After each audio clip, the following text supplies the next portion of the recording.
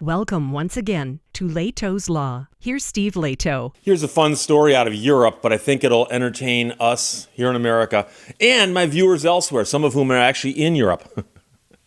From ScienceAlert.com, and this story is sent to me by tons of people, but just from different news outlets. But I'm going with one from Science Alert because I think that they must know more about science. Belgian man whose stomach brews alcohol beats drunk driving charge.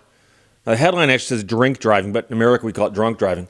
Belgian man whose stomach brews alcohol beats drunk driving charge. Right now, it's people going, well, huh? His stomach does what now? The man from Belgium with a very rare metabolic condition that causes his body to produce alcohol had a drunk driving charge against him dismissed in court recently. He's 40 years old, and he proved that he has Otto brewery syndrome,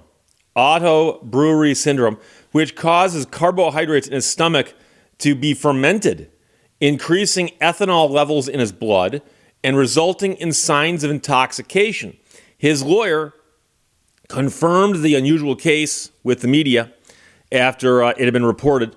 She said, scientists believe that the number of ABS cases in the world is underestimated. Currently, about 20 people around the entire globe have been, for those of you who don't believe that, around the entire planet have been officially diagnosed with the condition. She stressed that her client, whose identity was not given, gave evidence of his ABS after tests run by 3 doctors. So 3 different doctors came back and said, yes, this man's got Otto brewery syndrome. The court recognized that factor and said that that was unforeseen by law and applied it to the man's case and acquitted him of the charge. Now, here's the interesting point. If the man's body creates alcohol and it's in his system, the question is, does it affect his ability to drive? Because understand that when you get a ticket for drunk driving, you're not getting a ticket because you drank and have alcohol in your system. You're getting a ticket because you had alcohol in your system while you were driving.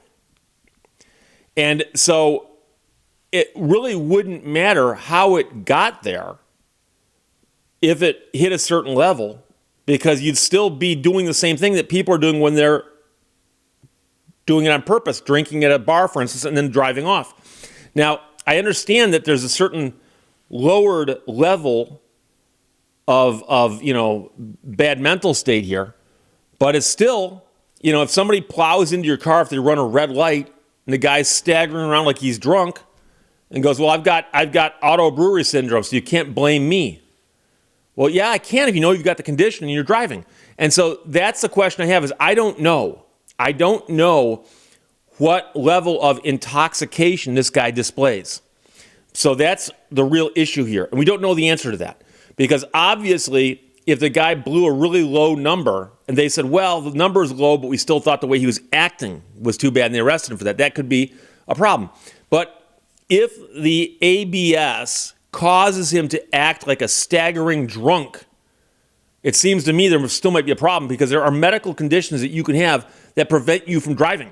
They might not be your quote-unquote fault, but you have this condition, and it makes it dangerous for you to drive. So I don't know if the Otto brewery syndrome causes this guy to be incapable of driving well. That's the question. So he ended up in court after police back in 2022 pulled him over and wrote him up for a breathalyzer reading. And I'm not going to get into the numbers here, but he had this breathalyzer reading that was off, above where it should be, well above the legal limits. So in 2019, the man had received a fine and driving license suspension despite protesting that he had not had any alcohol to drink. So this is not his first offense. But apparently he didn't know he had the condition until later. And I applaud the guy, because it looks like the guy got pulled over a couple times, ticketed a couple times. He's like, but I'm not drinking. How is this possible? And he went to a doctor who apparently said, oh, you've got this extremely rare condition, which is only known in 20 people on Earth. He was apparently unaware of the syndrome until his last run-in.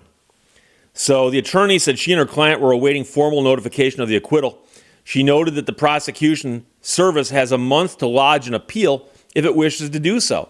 And that could be the grounds for the appeal. They could say This guy's got a condition. His body creates alcohol. Once it's in his system, he should not be driving. But I can picture a court saying, you know something, nobody got hurt apparently. The numbers, may not be off the charts or anything. So how about this? Revoke his license now, but, don't punish him for that one. I don't know.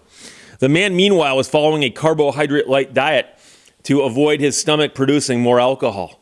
And I'm guessing they can now figure this out and figure out what things he can and cannot have. At his initial court appearance in March, the prosecutor requested he avoid any alcoholic beverages. The Belgian state television channel VRT reported, and of course he protested and said, "I don't drink alcohol. That's not the problem here." And the funny part about all of this is that I've done a bunch of videos about drunk driving. And I mentioned before that while my practice today focuses solely on lemon law, there was a time when I would take anything that walked in the door. I've done all kinds of different stuff in my practice over the 30 some odd years I've been doing the law as an attorney in the state of Michigan. And there was a time when I represented quite a few drunk drivers. In fact, I was a court defender for a while. I was actually the court-appointed public defender for a while at a couple different courthouses. And that was a long time ago, early 90s. And I would deal with people who got drunk driving tickets. And I've seen everything. I have seen everything. And I've mentioned before, I don't drink. I just don't drink. I just never acquired the taste for it. I got good friends who drink. I got friends who drink like it's an art form. I mean, I'm talking about, I got a friend who's so into craft beer. He travels the country looking to go to obscure craft breweries and try their wares. But I don't drink and never developed a taste for it, and did not grow up in a family that did a lot of drinking. So I just don't drink. And I've been pulled over a bunch of times. Now I've had people say, "Steve, you get pulled over a lot." Well, no, not really. It's been a few years now since I was pulled over the last time. And I mentioned the last time I got pulled over was a police officer who pulled me over. And as soon as I handed him my license, he goes, "Have you been drinking?" I said, "No." And he said, "Okay." And he handed it back. And I'm like, "Why'd you pull me over?" And the guy goes, "I'm just looking for drunk drivers." And so I can tell you that I worked in radio for a long period of time. And this does matter because when I worked in radio, I did a bunch of late night shifts. I used to do from 6 to midnight or midnight to 6 at different radio stations that I had to commute to. So I was driving home at 1 o'clock in the morning, 2 o'clock in the morning, quite a bit, or at 6:30 in the morning. And you'd be surprised. You can drive through a small town, at least in Michigan, at 2 o'clock in the morning, and you will get pulled over. If there is a police car out there with a person in it, and you drive through town at 2 a.m., you're getting pulled over. And you're getting pulled over largely because the cop is bored. And I've actually had a cop pull me over and ask me a bunch of questions and just let me go. And I've actually had a cop go, "Have you been drinking?" Because it's 2:30 in the morning. And I go, "No, haven't been drinking at all." And I mentioned in one video a while back that I once said to a cop, "Give me a PBT right now, I'll blow zeros." And the cop goes, "No, it's okay," and just waved me off. And I actually had several people, not just one person, several people go, "Steve, that's a dangerous thing to do, because you know that human bodies create alcohol. So even though you don't drink, you could blow off the charts because there's this condition," and they're talking about auto brewery syndrome, which is known to exist in 20 people across the planet. So trust me, I do not have auto brewery syndrome. I was not endangering myself when I jokingly said to the cop, "Give me a PBT, I'll blow zeros." And I know you're going to say, "Steve, jokingly, what if the cop had said yes?" I would have blown zeros. That's not something I was worried about.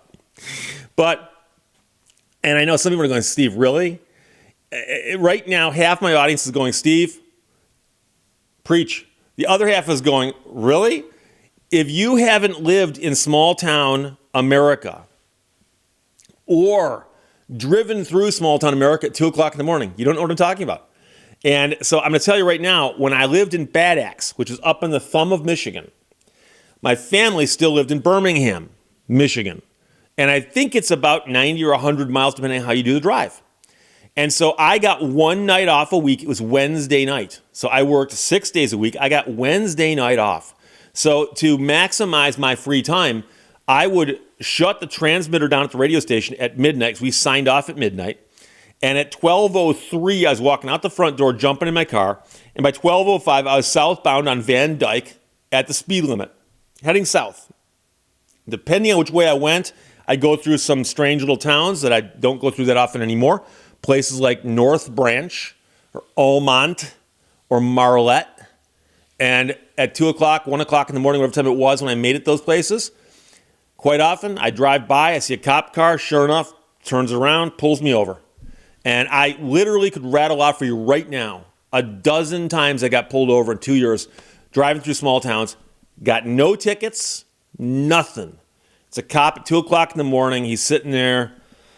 Oh, get off at 6 a.m. Oh, here comes somebody. Hey, someone to talk to. So it brought back some fun memories. But yeah, no. Never had the old never had the old drunk driving charges levied against me. But the Belgian man whose stomach brews alcohol beats the drunk driving charge.